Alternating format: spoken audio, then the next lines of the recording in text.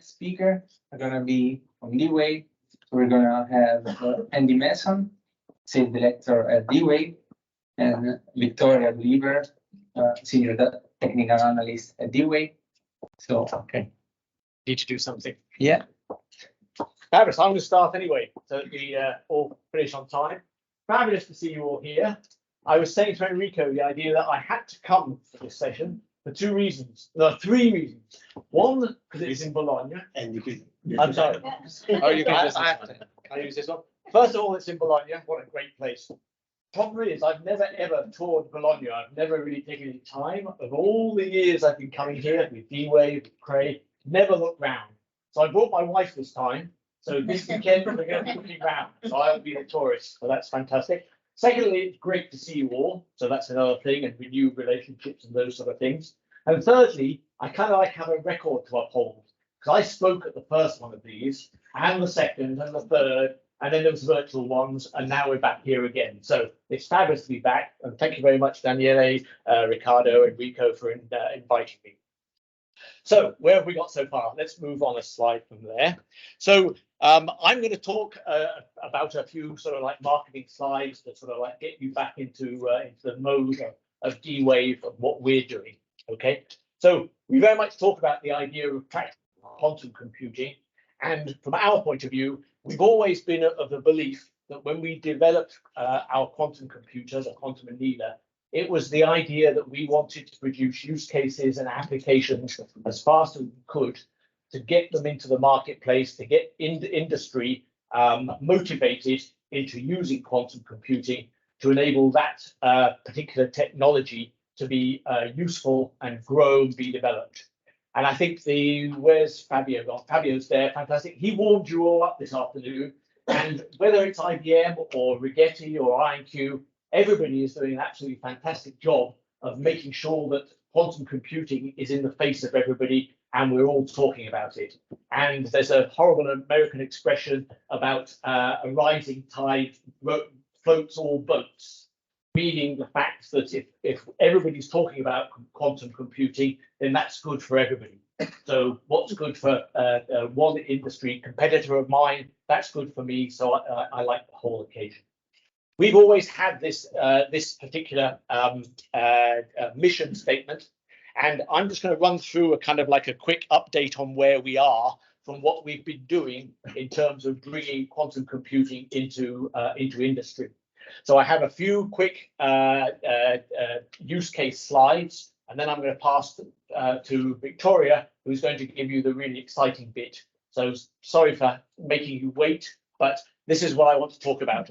So we talk here, and I have a big, what's the word for it? A warning about what I'm saying here. So what we found, and I'm sure everybody else finds the same thing, is the fact that the minute we put up a figure that says we've done something in a shorter amount of time than the classical solution that was used before, the people doing the classical solution immediately turn around and say, well, we could do better. And they do, you know, so we then go, okay, well, shall we try and keep on that arms race to make it quicker?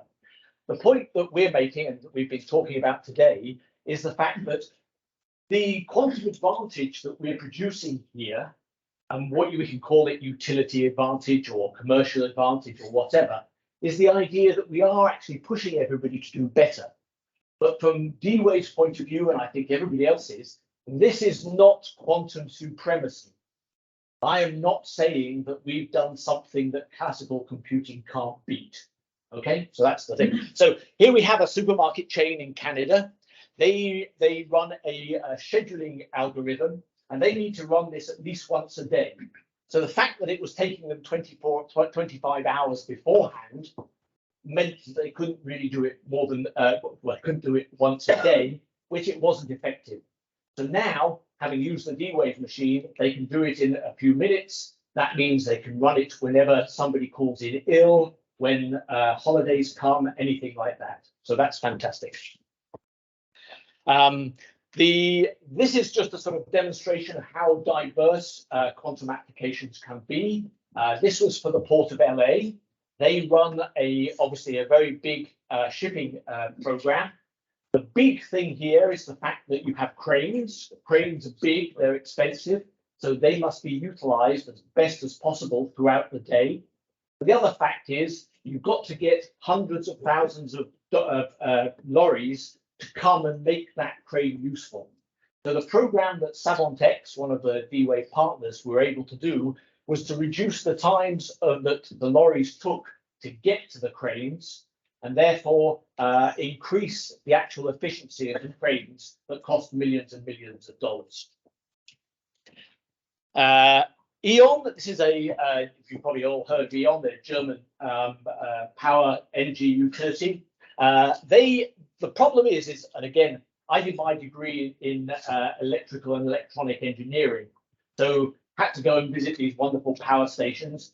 And in those days, it kind of like was quite a few years ago, it was really quite simple because the electricity grid was just power stations.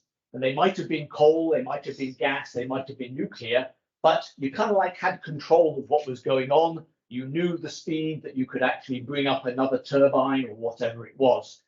These days, the E.ON are faced with all this different electricity coming from different places that are less controllable, wind farms, solar panels, and that sort of thing. So to be able to optimize their electricity grids, which they did with D-Wave quantum computers, is really, really very important to them. Lastly, this is now obviously a financial services example. CaixaBank are a Spanish bank. They are probably the second largest bank in Spain. And I can't tell you too much about what they're doing because they're getting pretty close to the fact that they want to actually use it. But when I first started with D-Wave, one of the sort of like the holy grail applications was portfolio management. And I kind of like, I'm not a mathematician, but some of the things that we were doing, it kind of like the use case was so small, you were thinking, well, I think I do that on my Excel spreadsheet at home with my own portfolio. Whereas actually to make it a real world problem takes a lot of constraints, a lot of data, a lot of information. And CaixaBank are getting to the point now whereby they are able to make it a much more realistic use case or proof of concept. And they're very pleased with the results they're getting from the D-Wave system. Fabulous. That was a whirlwind tour because I want Victoria to spend her time doing a demonstration for you on one of our hybrid solvers that we have that we've recently updated to be able to provide a lot more functionality. All right. You happy on that one? Yeah, I stand a lot more still than you do. All right, so at D-Wave, we have quantum computers, and then we also have hybrid solvers. So I'm going to run a demo live on one of our hybrid solvers that we have. So we have a few different kinds. They kind of implement different problem models, and I'm going to focus on the top one, the constrained quadratic model solver. So these hybrid solvers, they basically utilize quantum and classical resources. So, don't take a problem that a classical computer is good at and try to run it on a quantum computer when you already have a good method of solving it.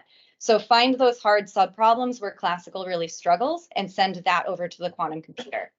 So these hybrid solvers also allow you to scale up to much larger problem sizes. So as you can see, the numbers here, some of them 500,000 variables, 1 million variables. So these are really approaching like real world sized problems. So this one that I'm going to focus on, what we call our CQM solver, we can handle problems that have binary variables, integer variables, and most recently we added in continuous variables. You can basically hand it an objective function, so a cost function that you want to maximize or minimize, and you can separately hand it a list of constraints that need to be satisfied for a feasible solution. So it's pretty simple to get started and to use it. It's very little like parameter tuning, things like that. And it's a really nice, like easy way to get started with our solvers. So the demo that I'm going to run, this is looking at a 3D bin packing problem. So 3D bin packing is a pretty well-known, really hard NP-hard problem where you need to figure out how to most efficiently place boxes in like a shipping container. So this could mean a lot of different things based on your definition of efficient in your business. So it could be like the most number of boxes, the highest value selection of boxes. It could be minimize empty space in the shipping container. There's lots and lots of different ways of like, what exactly does efficient mean for you? You also need to consider if you have more than one shipping container, which boxes should go in each one. Once you make that decision, you have to figure out which orientation of the box, one of 6 sides. And then last but not least, you then have to figure out where in 3D space inside the shipping container you need to place the box. So just there, I've described, binary variables for the decision of which shipping container, continuous variables for where in 3D space to place it. So this is a really good application for our CQM solver that has those multiple variable types. So this, I'm not going to go through all of this, but this is basically how we actually defined efficient and how we actually formulated this problem. We're basically looking to put all of these boxes in the shipping containers and pack them down towards the floor as much as possible. A solution where boxes are floating in space doesn't really make sense for us. That wouldn't really ship well. So let me pull up the demo. So I'm going to run this from our Leap Cloud platform. This is something that anyone with a free account, any type of account, you can run this as well. If you go to resources and you scroll down to our code examples, you can search for the 3D bin packing code example. That's what I'm going to run now. So when I open that up, I'm going to run it we have an in-browser IDE. And so this example is written so that we have a really nice interface here. I'm going to run this on our hybrid solver. It has a minimum runtime of 6 seconds, so I'll do that. First, I'll run it with 1 shipping container and 14 boxes that I need to put in there. I can say, come up with dimensions, and then I'm going to give it a pretty standard shipping container size, make that a nice even number. And I'm going to set a random seed so that we get the same problem. Okay, so this is going to run on our hybrid solver.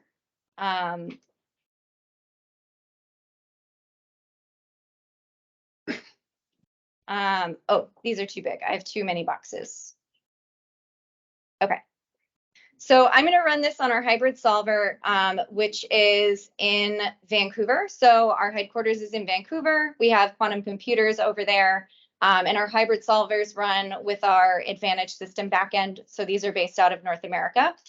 So we've already got a response back. So D-Wave is really proud that we have, real-time access to our quantum computers.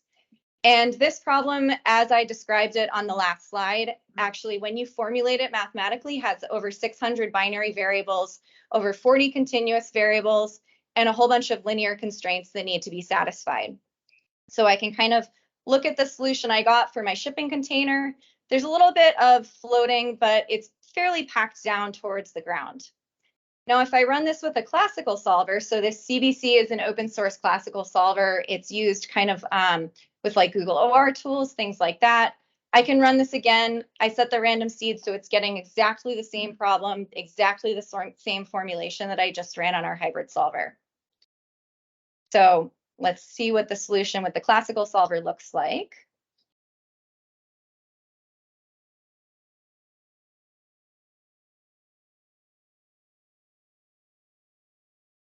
And you can see here it's running. There we go. So it has the same number of binary variables, continuous variables, linear constraints, but you can see this solver, that like maximization or minimization component, our objective function, we didn't get as good of a solution. So it's still feasible, but there's boxes like way up high in our shipping container. They are not packed down as close to the floor as possible, which is going to add in some extra stability once we put this container on a truck and send it down the road. So now let's try this with 2 bins. So 1 bin is known to be a really hard problem, NP hard. And so when we increase the number of bins, we can say have like, I don't know, let's just do like 18 and we'll make them a little bit bigger. And I'm going to run this on the quantum computer first. This is going to now introduce quadratic constraints that have to be satisfied. So once you have more than 1 shipping container, what happens is you get these quadratic terms with your variables that you've defined, where you're basically, the shipping containers kind of interact with each other. If a box is in one, it can't be in the other. So they do interact with each other, which now introduces these quadratic constraints, which is an area where these classical open source solvers do really struggle. So here you can see this is 2 shipping containers. You can kind of see that red line down the middle is the dividing line. So I've got a solution here. And again, it's pretty packed down. We could probably pack this box a little bit better. I don't really like how that's floating. But now let's run it on the classical solver and again, compare the solutions. So again, it's getting exactly the same problem, the same formulation and everything. And what happens now is, like I mentioned, a lot of these classical solvers can't handle these quadratic interactions. They're really good at linear programming, at linear constraints. But as soon as you add in the quadratic interactions, it's like, I can't even start working on this. So it's a really cool example. Again, I encourage you all to go and run it yourself. You can get that through our Leap platform. And I think Andy had like 2 seconds. Yeah. Fabulous. Thanks very much, Victoria. We've had a hell of a lot of fun doing this demo. It's absolutely brilliant. We've had boxes floating everywhere. It's just great fun.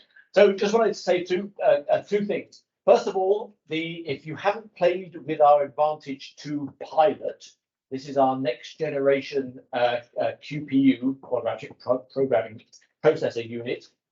There is a 512, so over 500 something qubit pilot version within our Leap access. So have a play with that. That introduces our increasing connectivity and a different topology of the whole qubits. Secondly, before anybody asks any questions on what a D-Wave doing from a gate model point of view, I'm not going to tell you today.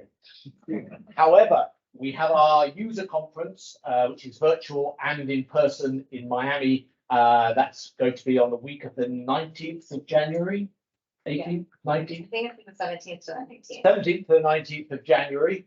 And Alan Baratz, our CEO, has promised that he's going to give us an update on what we're doing from a gate model point of view.